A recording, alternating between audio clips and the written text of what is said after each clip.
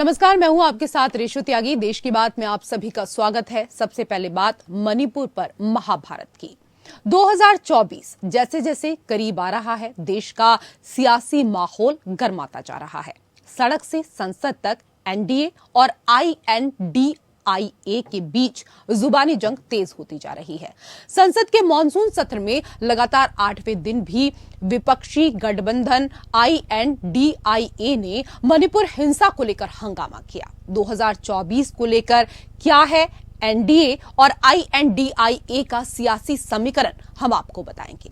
मणिपुर में यौन हिंसा की शिकार 2 महिलाओं की याचिका पर आज सुप्रीम कोर्ट में सुनवाई हुई। सुनवाई के दौरान क्या क्या हुआ, हम आपको वो भी बताएंगे। वहीं मणिपुर में चीनी साजिश के बारे में भी आपको बताएंगे। उधर ज्ञानवापी प्रकरण पर दिए गए यूपी के मुख्यमंत्री योगी आदित्यनाथ के एक बयान से देश प्रदेश की राजनीति में सियासी भूकंप आ गया है। क्या है ये पूरा मामला, वो भी हम आपको बताएंगे।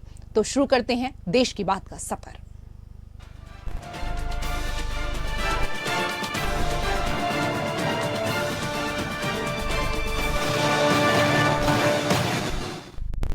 2024 जैसे जैसे करीब आ रहा है, देश का सियासी माहौल वैसे वैसे गर्माता जा रहा है। लोकसभा चुनाव के अब केवल 10 महीने बचे हैं। ऐसे में सड़क से संसद तक एनडीए और आईएनडीआईए के बीच जुबानी जंग तेज होती जा रही है। संसद के मॉनसून सत्र में लगातार 8वें दिन भी विपक्षी गठबंधन आईएनडीआईए ने मणिपुर हिंसा को लेकर हंगामा किया। विपक्ष संसद में मणिपुर के बहाने अपना शक्ति प्रदर्शन कर रहा है। वहीं दोनों गठबंधन अपनी अपनी ताकत बढ़ाने के लिए ज्यादा से ज्यादा पार्टियों को शामिल करने की मुहिम में जुटे हुए हैं। एनडीए के खिलाफ चुनाव में जीत की रणनीति बनाने के लिए मुंबई में विपक्षी गठबंधन आईएनडीआईए की तीसरी बैठक होने वाली है। उधर एनडीए खेमे में भी हलचल जोरों पर है। 2024 के लोकसभा चुनावों की रणनीति बनाने के लिए 31 जुलाई से 10 अगस्त के बीच विभिन्न समूह में बीजेपी के नेतृत्व वाले एनडीए के सभी सांसदों की बैठक की योजना बनाई गई है।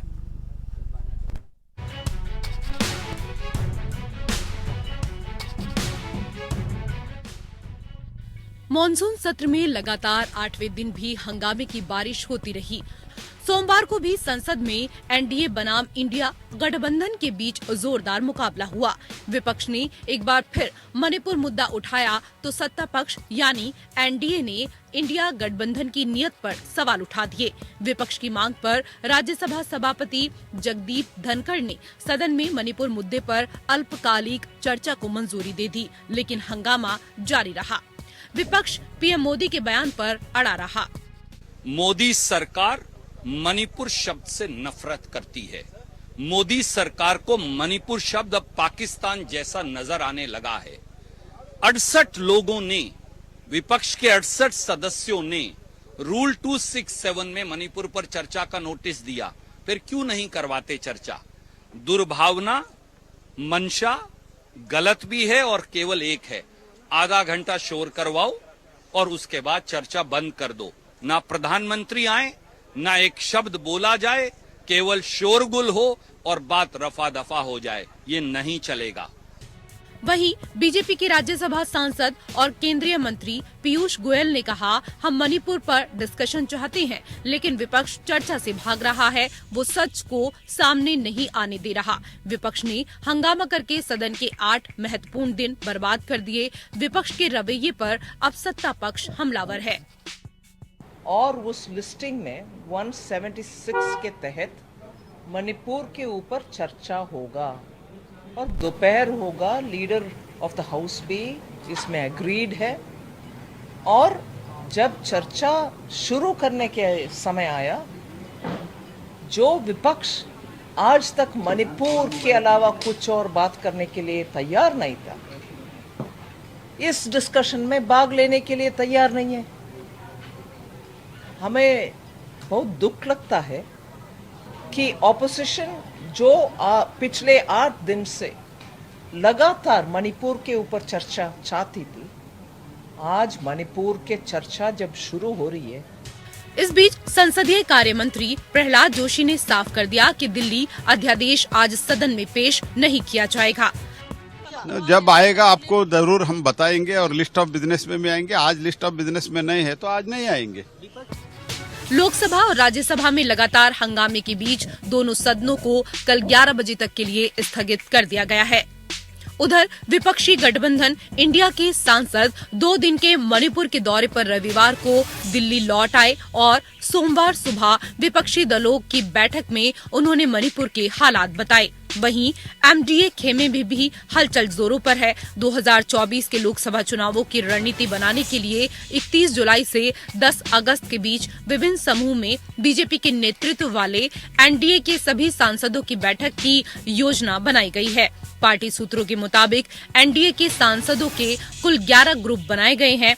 एक दिन में 2 ग्रुप की बैठक होनी है। इसी के तहत पीएम नरेंद्र मोदी आज से एनडीए के सांसदों से मिलने की शुरुआत कर रहे हैं। लोकसभा चुनाव 2024 में करीब 10 महीने का वक्त बाकी है। उससे पहले 5 राज्यों में विधानसभा चुनाव भी होने हैं, इसलिए ये बैठक अहम मानी जा रही है। सूत्रों के मुताबिक केंद्रीय मंत्री नितिन गडकरी, अमित शाह और राजनाथ सिंह के साथ साथ बीजेपी प्रमुख जेपी नड्डा को एनडीए नेताओं के साथ समन्वय की जिम्मेदारी दी गई है। वहीं मुंबई में होने जा रही विपक्षी गठबंधन इंडिया की तीसरी बैठक काफी अहम है, क्योंकि इस बैठक में सीटों के बंटवारे समेत कई मुद्दे पर चर्चा होने की उम्मीद है।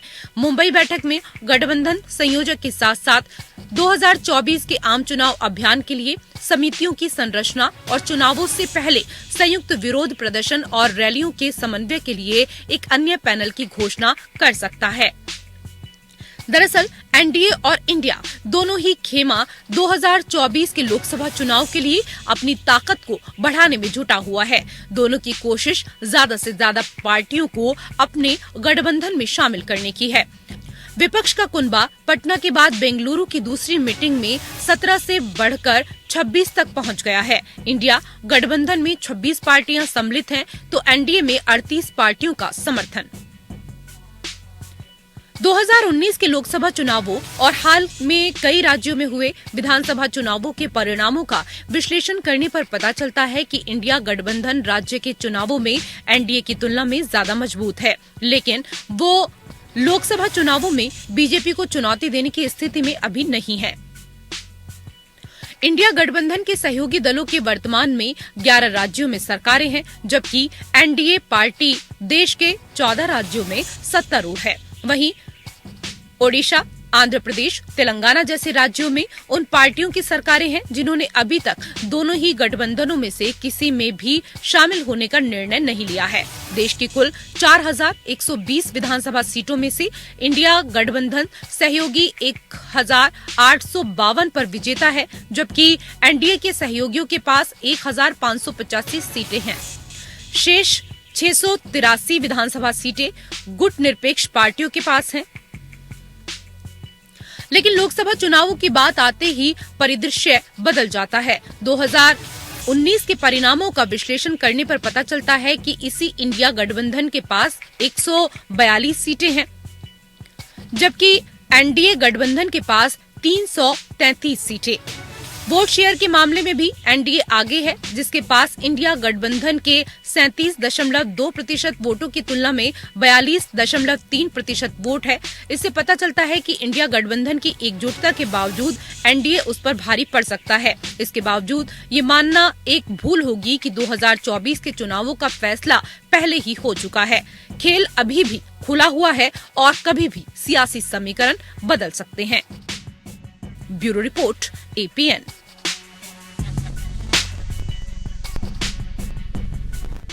उधर मणिपुर मसले पर सुप्रीम कोर्ट में सुनवाई हुई। मणिपुर में यौन हिंसा की शिकार 2 महिलाओं ने सुप्रीम कोर्ट का दरवाजा खटखटाया है। यौन हिंसा के आरोपों की जांच के लिए सुप्रीम कोर्ट ने महिला जजों की समिति बनाने पर विचार किया और एसआईटी जांच की मांग की। इस दौरान वरिष्ठ वकील कपिल सिब्बल उनकी तरफ से पेश हुए। सिब्बल ने बताया कि पीड़िताएं नहीं चाहती कि मामले की जांच सीबीआई से कराई जाए। सीजेआई ने कहा कि सिर्फ 3 महिलाओं तक बदसलूकी सीमित नहीं है। केंद्र सरकार के हलफनामे के मुताबिक बहुत सी महिलाएं बदसलूकी की शिकार हुई हैं।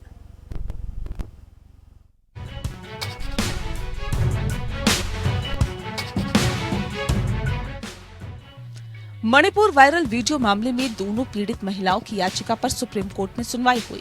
सीजेआई डीवाई चंद्रचूड़, जस्टिस जेबी पारदीवाला और जस्टिस मनोज मिश्रा की बेंच इस मामले में सुनवाई कर रही है। सुप्रीम कोर्ट ने 20 जुलाई को इस मुद्दे पर स्वतः संज्ञान लिया था और केंद्र और राज्य सरकार को अपराधियों को कानून के दायरे में लाने के लिए उठाए गए कदमों की जानकारी देने का निर्देश दिया था। सुनवाई के दौरान सुप्रीम कोर्ट ने यौन हिंसा की घटनाओं की जांच के लिए सेवानिवृत्त महिला न्यायाधीशों की एक समिति के गठन पर विचार किया।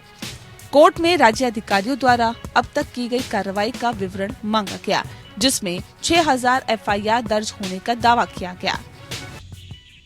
बहस के दौरान सॉलिसिटर जनरल तुषार मेहता ने कहा कि केंद्र को सुप्रीम कोर्ट मॉनिटरिंग पर कोई आपत्ति नहीं। सुप्रीम कोर्ट निगरानी करेगा तो पारदर्शिता दिखेगी। याचिकाकर्ता के लिए वकील इंदिरा जयसिंह ने कहा है कि मामले में एक हाई पावर कमेटी बनाई जाए। इसमें सिविल सोसाइटी से जुड़ी महिलाएं भी हो जिन्हें ऐसे मामलों का अनुभव हो। अटॉर्नी जनरल आर वेंकटरमण ने कहा है कि मामले की सीबीआई जांच होने दे, मैं खुद जांच की मॉनिटरिंग करूंगा। सीजेआई चंद्रचूड़ ने कहा, जो वीडियो सामने आया केवल महिलाओं के खिलाफ ये घटना नहीं हुई, बाकी महिलाओं के साथ अपराधों में क्या हुआ, सब केसेस में मैकेनिज्म हो जहां अन्य महिलाओं के साथ अपराध हुआ है। इंदिरा जयसिंह ने कोर्ट को बताया कि केंद्र की स्टेटस रिपोर्ट के मुताबिक 595 एफआईआर दर्ज की गई है। इनमें से कितने यौन हिंसा से संबंधित है और कितने आगजनी हत्या से संबंधित है, ये नहीं पता। जांच तक पहुंचने से पहले इस अदालत के पास डेटा होना चाहिए।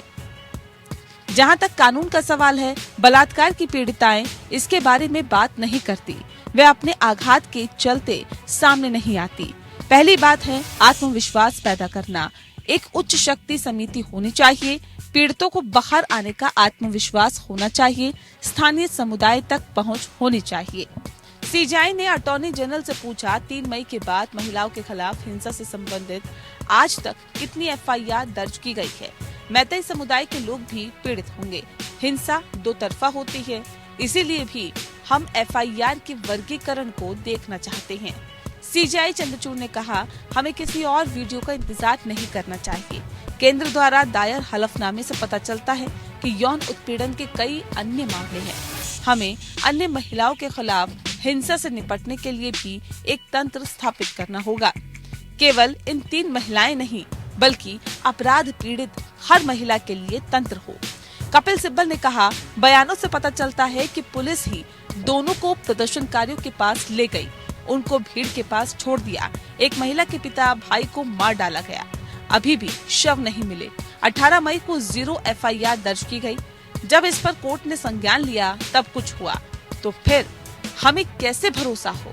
सॉलिसिटर जनरल तुषार मेहता ने कोर्ट में कहा, सुप्रीम कोर्ट इस केस को मॉनिटर कर सकता है, तो हमें इस पर कोई आपत्ति नहीं। सीजेआई ने कहा कि हम फिलहाल जांच पर रोक नहीं लगा सकते, क्योंकि हिंसा करने वालों को गिरफ्तार भी करना है। अदालत ने स्पष्ट शब्दों में कहा कि वह सरकार को कार्रवाई करने के लिए थोड़ा समय देगी, लेकिन अगर जल्द ही कुछ नहीं किया गया तो वह हस्तक्षेप भी करेगी।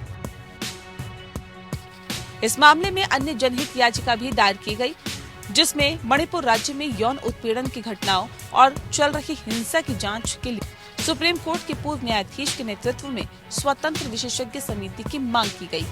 इसके अलावा supreme court advocates on record association के साथ साथ सुप्रीम कोर्ट बार एसोसिएशन दोनों ने मणिपुर में देखी गई हिंसा की निंदा की, खासकर परेशान करने वाली वीडियो का जिक्र करते हुए।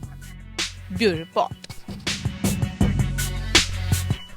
और उधर 3 मई से ही मणिपुर हिंसा की आग में झुलस रहा है। सरकार की लाख कोशिशों के बाद भी हिंसा की आग रह रहकर भड़क रही है। अब मणिपुर हिंसा में चीन का हाथ सामने आया है। ड्रैगन मणिपुर में हिंसा की आग को भड़का रहा है। पूर्व भारतीय सेना प्रमुख जनरल मनोज मुकुंद ने इस दौरान मणिपुर में अस्थिरता के लिए चीन की मदद से सक्रिय विद्रोही समूह को जिम्मेदार ठहराया है।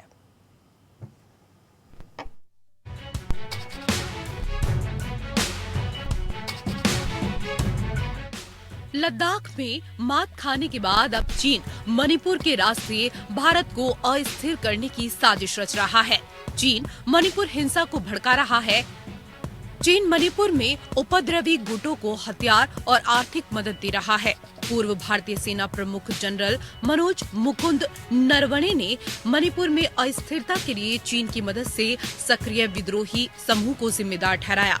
जनरल एम नरवणे का कहना है कि मणिपुर हिंसा में विदेशी एजेंसियों की संलिप्तता से इनकार नहीं किया जा सकता। उन्होंने कहा कि राज्यों में अस्थिरता देश की समग्र राष्ट्रीय सुरक्षा के लिए अच्छी नहीं है। उन्होंने ये भी कहा कि मणिपुर में विभिन्न विद्रोही संगठनों को चीन की ओर से कई साल से मदद दी जा रही है।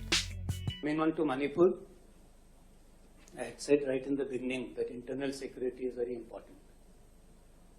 And if there is instability, not only in our neighboring country, but in our border state, then that instability is bad for our overall national security.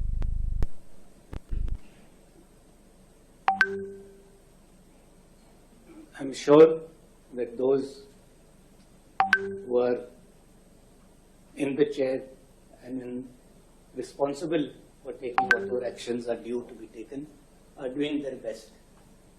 And we should avoid trying to second guess them. That why are you not doing this, why are you not doing that? The person on ground knows best what is to be done. But definitely, the instability does not help us in the overall national security construct, and the involvement of foreign agencies, not only say cannot be rolled out, but I will say is definitely there. Especially Chinese aid to the various insurgent groups, they have been helping them for so many years. वहीं विपक्षी गठबंधन India के delegation के साथ मणिपुर दौरे से दिल्ली लौटने के बाद कांग्रेस नेता अधीर रंजन चौधरी ने मणिपुर के राष्ट्रीय सुरक्षा के लिए चिंता का मुद्दा बनने पर सरकार पर निशाना साधा। उन्होंने इस बात पर जोर दिया कि चीनी सैनिक बॉर्डर राज्य में अशांति का गलत फायदा उठा सकते हैं। कांग्रेस नेता ने कहा, मणिपुर 2 हिस्सों में बंट गया है, सरकार स्थिति को समझ नहीं रही है। वहीं मणिपुर में तैनात आईबी से जुड़े सूत्रों का कहना है कि अब भारत सरकार इस हिंसा को नए एंगल से देख रही है। शुरुआत के 1-1.5 हफ्ते तक तो ये हिंसा लोकल समुदायों के बीच होती रही, लेकिन इसके बीच इसमें चीन की एंट्री हो गई। उपद्रवियों समूह के संचालक जो बांग्लादेश और म्यांमार में हैं, उनकी सक्रियता बढ़ रही है। सुरक्षा एजेंसियों को म्यांमार बॉर्डर पर उपद्रवियों को चीन की मदद साफ नजर आ रही है। चीन के सोशल मीडिया में मणिपुर को लेकर देश विरोधी तस्वीर पेश की जा रही है। चिंता का विषय ये है कि मणिपुर में दशकों से सक्रिय रहे उग्रवादी समूह जो सरकार के साथ समझौते में शामिल होकर सरेंडर कर चुके हैं, अब उनकी जड़ें दोबारा से हरी होने की आशंका जताई जा रही है। इसमें चीन उनकी मदद कर रहा है। सूत्रों का कहना है कि मणिपुर की हिंसा ने बड़े पैमाने पर रेडिकलाइजेशन को बढ़ा दिया है। चीन की मदद से वहां पर नए कट्टरपंथी समूह खड़े हो गए हैं। यूं भी कह सकते हैं कि जो समूह अब समझौते की प्रक्रिया में शामिल हैं, उनकी दूसरी पारी शुरू होने के आसार हैं। समझ और रणनीति पुराने समूह की रहेगी, लेकिन चेहरे नए होंगे। मणिपुर हिंसा में चीन के हाथ को सरकार भी समझ रही है। यही वजह है कि गृह मंत्री मणिपुर के विभिन्न सामाजिक समूह के साथ चर्चा कर रहे हैं, ताकि चीन प्रभाव को खत्म कर उन्हें शांति की दिशा में मोड़ा जा सके। Report APN. पर दिए गए मुख्यमंत्री योगी आदित्यनाथ के बयान से देश प्रदेश की राजनीति में सियासी भूकंप आ गया है। सीएम योगी ने जिस तरह ज्ञानवापी मामले पर प्रतिक्रिया दी है, उससे बीजेपी के भविष्य की राजनीति तय होती दिखाई दे रही है। तो वहीं विपक्ष को भी सत्ता पक्ष पर वार करने का हथियार मिल गया है। हालांकि सियासत की नजर से देखें तो जहां मुख्यमंत्री का बयान सोची समझी राजनीति से प्रेरित दिखाई दे रहा है, वहीं विपक्ष को भी इसमें अपने लिए लाभ दिखाई दे रहा है।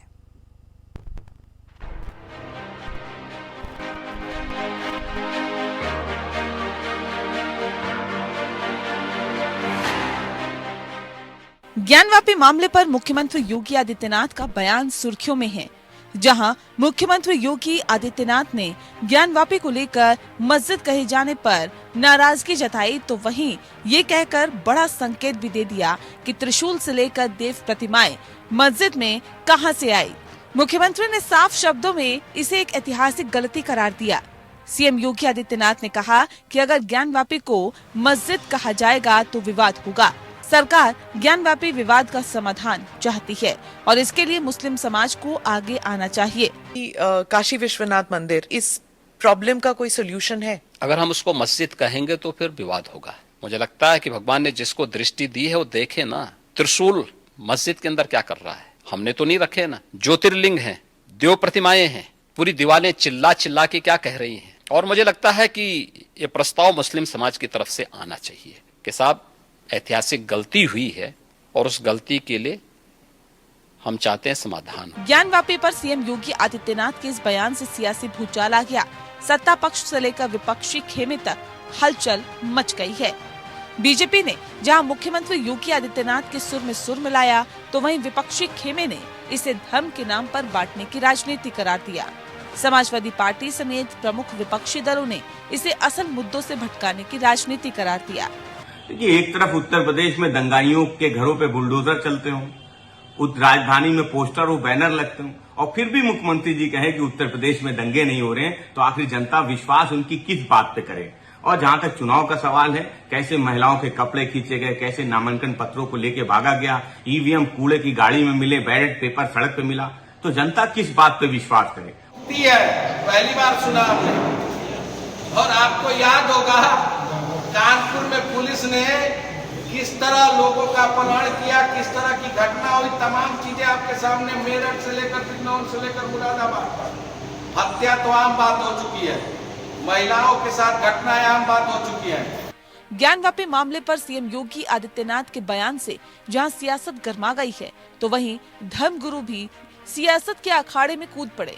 सबने अपने अनुसार सीएम योगी के बयान की व्याख्या की। हम सबको पता है कि ज्ञानवापी मस्जिद का मामला अभी सब जुडिशियल है और कोई भी फैसला न मेरे कहने से होगा न किसी और के कहने से होगा।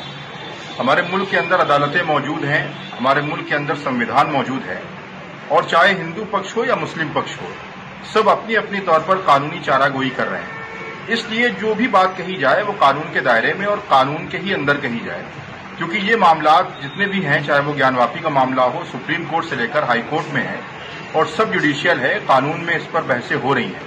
बाबा विश्वनाथ की पावन नगरी काशी में भगवान विश्वनाथ का प्राकट्य स्थल काशी विश्वनाथ मंदिर को लेकर के जिस तरीके से मुस्लिम पक्ष बार बार न्यायालय में अपील करके 1991 के एक्ट को लागू करने की बात करता है, वह निश्चित रूप से एक शर्मनाक बिंदु है। जैसे धारा 370 समाप्त हुई है, इस चीज को समाप्त होना चाहिए।